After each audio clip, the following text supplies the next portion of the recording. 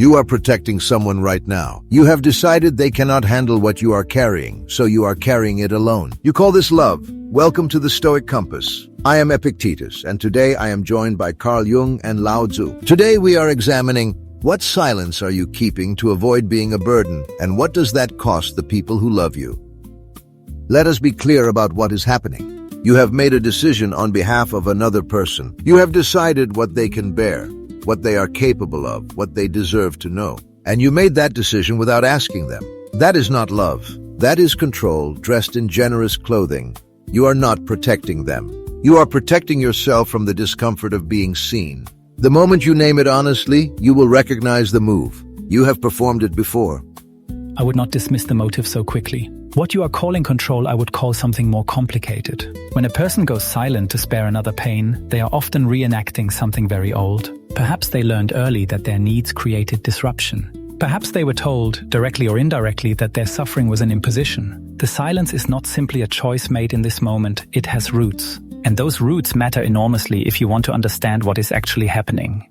You are both describing something real, but you are each only holding one side of it. Epictetus says it is control. Jung says it is a wound from the past. But what if it is simpler than both of those? The person goes silent because they do not believe the relationship can hold what they are carrying. That is not a manipulation, and it is not only a trauma. It is a question about whether connection is even possible. And nobody is asking that question out loud.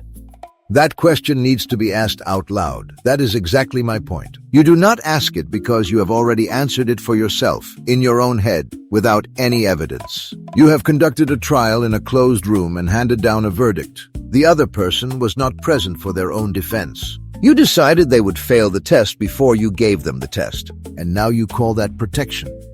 But Epictetus, the closed room you are describing, that is the psyche. That is precisely where most of human behavior originates. The person is not choosing irrationality. They are responding to an image, an inner figure that represents what love has cost them before. If someone was shamed for needing help as a child, if their grief made their parent withdraw, if their honesty once destroyed something important, they carry that blueprint. And the blueprint runs silently in the background, telling them that disclosure is danger. The blueprint is real, but at some point the blueprint is wrong about the present house. That is the thing neither of you is quite saying. The person standing in front of you now is not the parent who could not hold it. They are not the friend who walked away. They are someone else in this moment, and you are still responding to an encounter that ended years ago.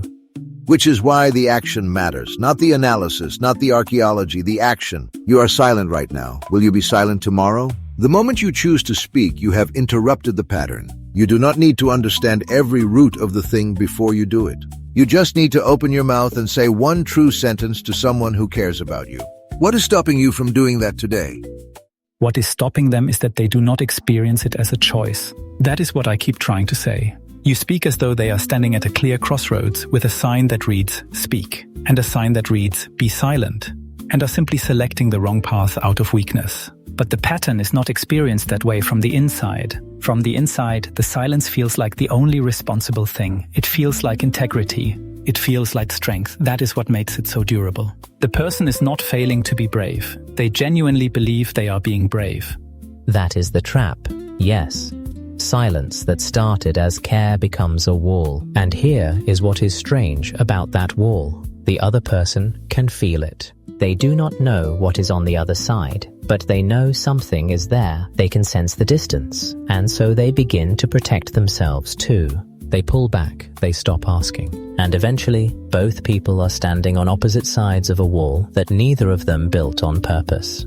So you have achieved the opposite of what you intended. You went silent to spare them, and now they feel the absence of you and they do not know why. They think it is something they did. They are carrying a silence they were never given permission to understand. You have transferred the burden, you did not remove it. There is also something I think we must say about what happens to the person who keeps the silence. The unexpressed does not disappear. This is one of the most reliable things I have observed in many years of clinical work. What is pushed down does not evaporate, it becomes heavier. It begins to shape behavior in ways the person cannot fully account for. Irritability with no apparent source. A kind of low, persistent grief that gets attributed to other things. The body often speaks what the voice will not. And over time, the relationship suffers not from one difficult conversation, but from the accumulated weight of everything that was never said. And the other person in the relationship, they often know something is wrong. They are not fooled, they are just not given a name for it. So they invent one. Sometimes they decide the problem is them. Sometimes they decide the relationship has simply grown cold. They make their own closed room, and they come to their own quiet conclusions. The silence you kept to protect them is now inside them, working. So let us say it plainly. The silence was supposed to reduce the burden. What it has actually done is distribute it invisibly to everyone without their knowledge or consent. And now everyone is carrying more than they would have carried if you had just said the difficult thing at the beginning. I want to add one more layer to this because I think it is important. There is a particular kind of person, and I have seen this many times, who carries this kind of silence as a point of identity. They are the one who does not complain. They are the strong one. They have built a self-concept around being the person who handles things quietly and does not put weight on others. To speak would not just feel risky. It would feel like a betrayal of who they understand themselves to be. Asking for help, or even simply being honest about their pain, would require them to surrender an identity. And that is often far more frightening than any particular piece of information they are sitting on. The strong one. That is a heavy costume to wear every day. And the people who love the strong one, they did not ask for a performance. They wanted a person. At some point, the costume becomes the only thing the other person sees, because the person inside it stopped letting them look. And the person in the costume wonders why they feel alone. You built the wall. You maintain it every day, and then you stand behind it and grieve the distance. I have no patience for the complaint without the willingness to do something about it. But I will say this, I understand the fear. I do not excuse it, but I understand it. The fear is real. The cost of the silence is also real. And at some point you have to decide which one you are going to live with. The fear needs to be understood before it can be released. Simply deciding to be brave is not always sufficient. Many people have tried to be brave without understanding what they were afraid of, and they found that the silence returned, perhaps in a different form, perhaps with a different person, but structurally the same. The pattern persists until something underneath it is seen and acknowledged. Seen by whom? That is the question worth sitting with, because sometimes the seeing begins not in a conversation with a therapist and not in a solo excavation of the past, but in one small, honest exchange with the person standing in front of you. Not the whole story at once, just one true thing offered without armor, and you find out whether the other person can hold it. Sometimes they can, and that surprises you, and in that surprise, something old begins to loosen. One true thing, without armor, that is enough to start. I would only add, be patient with yourself if it does not come easily. It may not feel natural the first time, it may not even feel right, but the discomfort of speaking is almost never as catastrophic as the mind predicts. The mind, in its attempt to protect you, is often a very poor forecaster of what other people are actually capable of.